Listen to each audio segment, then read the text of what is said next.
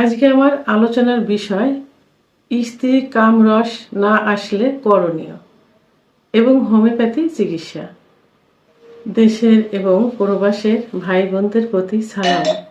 আসসালামু আলাইকুম। আমি প্রভাষক রিক্তা পারভিন, হোমিওপ্যাথি এবং আয়ুর্বেদিক চিকিৎসক, চেম্বার সেবা হোমিও কমপ্লেক্স অ্যান্ড সেবা ডিজিটাল ল্যাব, উপজেলা মডেল মসজিদের পূর্ব পাশে, শিমুলিয়া, মাগুরা।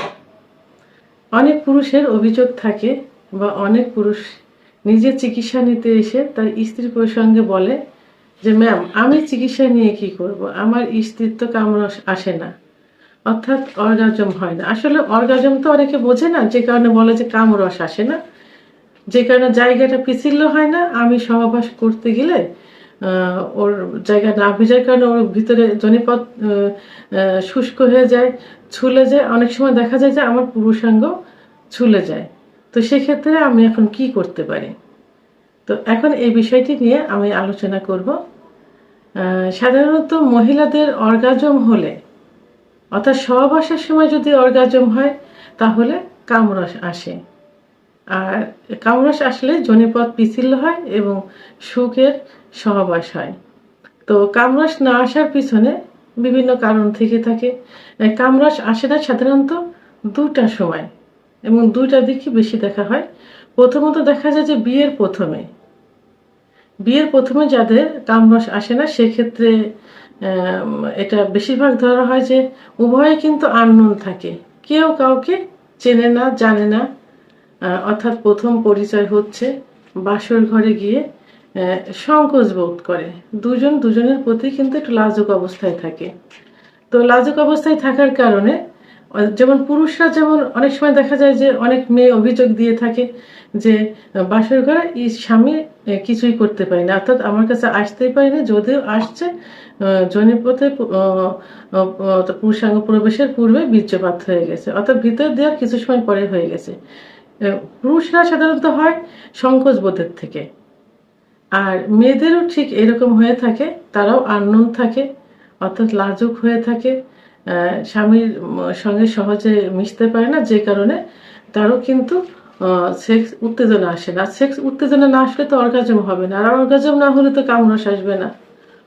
তো এই কারণে বিয়ের প্রথম রাত্রে মহিলাদের বেশি হয়ে থাকে, অর্গাজম হয় না, অর্থাৎ কামরস আসে না, এটা বিয়ের প্রথম রাত্রে হয়ে থাকে। আর একটা পর্যায়ে যে দেখা যায় যে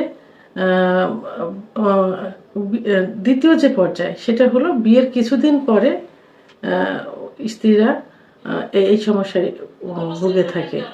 অর্থাৎ স্বামীদের এটা অভিযোগ থাকে যে বিয়ের প্রথম ভালো ছিল, এক রাতে আমরা প্রায় 2-3 বার 4-5 বার যৌন মিলন করেছি, কিন্তু এখন এসে আমরা যৌন মিলন করতে পারি না, কারণ স্ত্রীর কামরস আসে না। কামরস মানে স্ত্রীর অর্গাজম হয় না। তো এটা অর্গাজম না হওয়ার কারণে যৌনপথ পিছিল্য হয় না, তাহলে দুটা কারণ, একটা বিয়ের প্রথম রাত্রে, একটা বিয়ের কিছুদিন পরে। যে তো এটা হওয়ার পিছনে যে কারণগুলো থাকে, সেই কারণগুলো হলো, যদি কোনো মহিলার রক্তশূন্যতা দেখা দেয়, অতিরিক্ত লিউকোরি বা সাদা সিরাপ ভাঙে, মাসিক অনিয়মিত হওয়ার কারণে, জরায়ের মুখে যদি ঘা বা ইনফেকশন থাকে, সর্বোপরি সেক্স হরমোন, ইস্ট্রোজেন হরমোন কমে গেলে এবং প্রোল্যাক্টিন হরমোন বেড়ে গেলে তাদের সেক্স উত্তেজনা কমে যায়। আর তখন কি করতে হয়? অবশ্যই তাকে ডাক্তারের শরণাপন্ন হতে হয়। আর কামরস না আসার পিছনে যে কারণ, এই কারণগুলোর সমাধানের জন্য অবশ্যই ন্যাচারাল কিছু খাবার আছে, যে খাবারগুলো খেলে কিন্তু এগুলো পূরণ হয়ে যায়। তো ন্যাচারাল খাবারগুলো যেমন শাক সবজি, পর্যাপ্ত পরিমাণ শাক সবজি খেতে হবে, দুধ, গরুর খাঁটি দুধ খেতে হবে। সে খাঁটি দুধটা কিন্তু কি হইতে হবে, যতটুক পানি ততটুক দুধ হইতে হবে, অর্থাৎ যতটুক দুধ ততটুক পানি, পাতলা করে খেতে হবে। আর ডিম খেতে হবে অবশ্যই হাফ সেদ্ধ, অর্থাৎ কুসুম সেদ্ধ হবে না, এই জাতীয় ডিম খেতে হবে।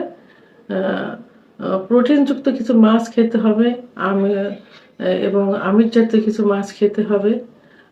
এবং এখানে খেজুর, কাজু বাদাম, মধু ইত্যাদি খাবারগুলো নিয়মিত খাদ্য তালিকায় রাখতে হবে। আর পাশাপাশি অবশ্যই তার যে সমস্যাগুলো থাকবে, যেমন যে লিউকোরিয়া, এটা বন্ধ করতে হবে। রক্তশূন্যতার জন্য অবশ্যই রক্তশূন্যতা দূর করার কিছু খাবার খেতে হবে, যে খাবারগুলো খেলে রক্তশূন্যতা দূর হয়ে যাবে। আর সর্বোপরি স্ত্রীর সঙ্গে ভালো ব্যবহার করতে হবে, তাদের কখনো কষ্ট দেওয়া যাবে না, হাসি খুশি অবস্থায় রাখতে হবে। সবসময় যেন মন প্রফুল্ল থাকে, স্বামীর প্রতি যেন আকর্ষণ থাকে, স্বামীকে দেখলে যেন তার ভালো লাগে এবং সম্পর্কটা এত মধুরই থাকবে যে চোখের ইশারায় স্বামীর প্রতি একটা আকর্ষণ ভাব চলে আসবে। আর চোখের ইশারায় যদি স্বামীর প্রতি আকর্ষণ ভাব চলে আসে, তাহলে সেই মহিলা কখনোই যৌন রোগে ভুগতে পারবে না। তাই এই জন্য স্ত্রীর সঙ্গে মধুর সম্পর্ক বজায় রাখতে হবে। আর পাশাপাশি অবশ্যই কিছু চিকিৎসা নিতে হবে। তো সেই ক্ষেত্রে সেক্সুয়াল অর্থাৎ যৌন রোগের যে চিকিৎসা, সেই চিকিৎসা হোমিওপ্যাথি ওষুধ সব থেকে ভালো কাজ করে থাকবে। এই জন্য অবশ্যই পার্শ্ব প্রতিক্রিয়া মুক্ত হোমিওপ্যাথি ওষুধ সেবন করতে হবে। তো আমি আজকে কিছু পার্শ্ব প্রতিক্রিয়া মুক্ত হোমিওপ্যাথি ওষুধের নাম বলবো, যে ওষুধগুলো নিয়মিত কিছুদিন খেলে মহিলাদের যে সেক্স হরমোন, সে সেক্স হরমোনটা বৃদ্ধি পেয়ে যাবে, সহজেই উত্তেজনা আসবে এবং উত্তেজনা আসলেই যখন স্বামী সহবাসে যাবে, সহবাসের পূর্বে যখন ফোর ফেলে অর্থাৎ আদর করবে, তখনই সঙ্গে সঙ্গে তার অর্গাজম হবে, অর্থাৎ কামরস বেরিয়ে আসবে। তো হোমিওপ্যাথি ওষুধের প্রথম যে ওষুধটি, সেটা হলো damiana mother tincture. Damiana mother tincture মহিলাদের সেক্স উত্তেজনা বৃদ্ধি করতে গুরুত্বপূর্ণ ভূমিকা পালন করে থাকে। যারা পুরুষ যেমন তাদের লিঙ্গ উত্থান হয় না, নিস্তেজ হয়ে থাকে, তখন কিন্তু ড্যামিয়ানা ভালো কাজ করে। এবং তখন তাদেরকে কি বলা, যৌন অক্ষমতা। যাদের নিস্তেজ হয়ে থাকে, উত্থান হয় না, উত্থান হলেও অল্প সময়ের ভিতরে বীর্যপাত হয়ে যায়, ঠিক মহিলাদেরও ওই একই অবস্থা, তাদের নিস্তেজ অবস্থায় থাকে, অর্থাৎ তারা কোনো সাড়া থাকে না, বডিতে কোনো ফিলিংস আসে না। ঠিক সেই মুহূর্তে ফিলিংসটা ফিরিয়ে আনতে ড্যামিয়ানা মাদার টিংচার ওষুধটি খুবই গুরুত্বপূর্ণ ভূমিকা পালন করে থাকে। তা সেই ক্ষেত্রে ওষুধটি 10 ফোঁটা ঠান্ডা পানি সহ দিনে 3 বার সেবন করতে হবে, খাবার আধা ঘন্টা আগে অথবা আধা ঘন্টা পরে। ওষুধটি অবশ্যই 1 মাস সেবন করতে হবে। দ্বিতীয় যে ওষুধটি, সেটা হলো অ্যাগনাস কাস্ট ওষুধটি মহিলাদের সেক্স উত্তেজনা বৃদ্ধি করতে গুরুত্বপূর্ণ ভূমিকা পালন করে থাকে।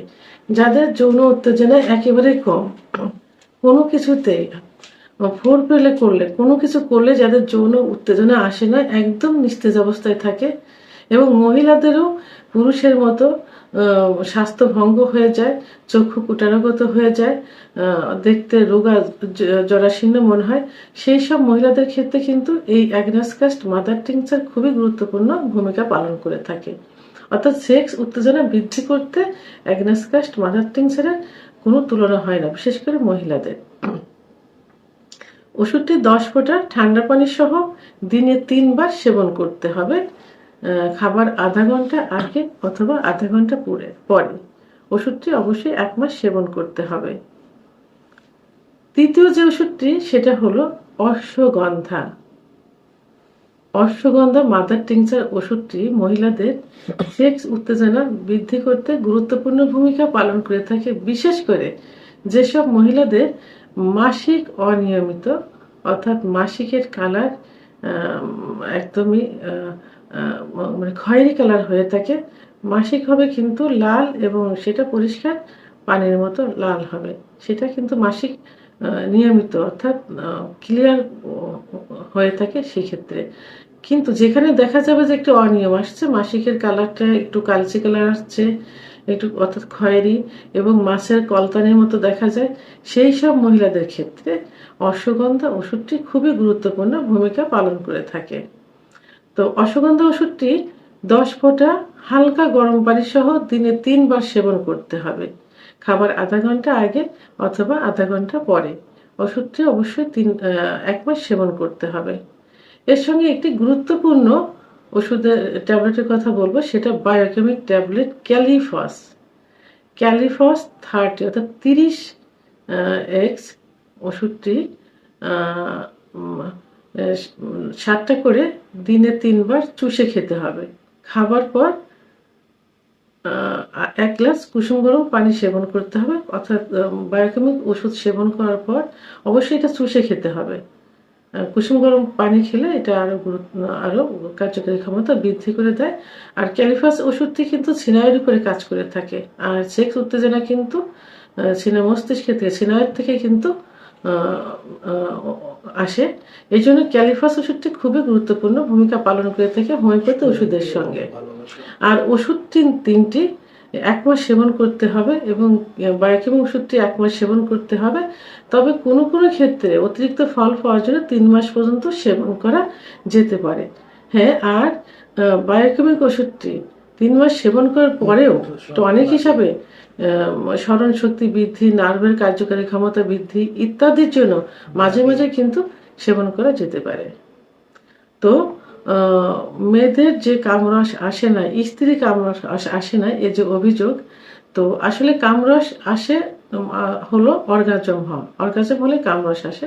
তো মহিলাদের এই যে সেক্স উত্তেজনা, সেক্স হরমোন, এটা কিন্তু আপ ডাউন করে, সবসময় একই রকম থাকে না। অর্থাৎ জোয়ার ভাটার মতো, কিছুদিন ভালো আছে, কিছুদিন আবার খারাপ যাচ্ছে। এই জন্য মন খারাপ করার কোনো প্রয়োজন নেই, অপেক্ষা করতে হবে, পুষ্টিকর খাবার খাওয়াতে হবে, স্ত্রীর সঙ্গে ভালো ব্যবহার করতে হবে, হাসি খুশি রাখতে হবে। পাশাপাশি স্থায়ী চিকিৎসার জন্য কার্যকরী হোমিওপ্যাথি ওষুধগুলো সেবন করতে হবে। আমার ভিডিওটি সম্পর্কে কোনো মতামত থাকলে অবশ্যই কমেন্টসের মাধ্যমে জানাবেন। আর ভিডিওটি ভালো লাগলে লাইক, কমেন্ট, সাবস্ক্রাইব করে আমার সঙ্গে থাকুন। আল্লাহ হাফেজ।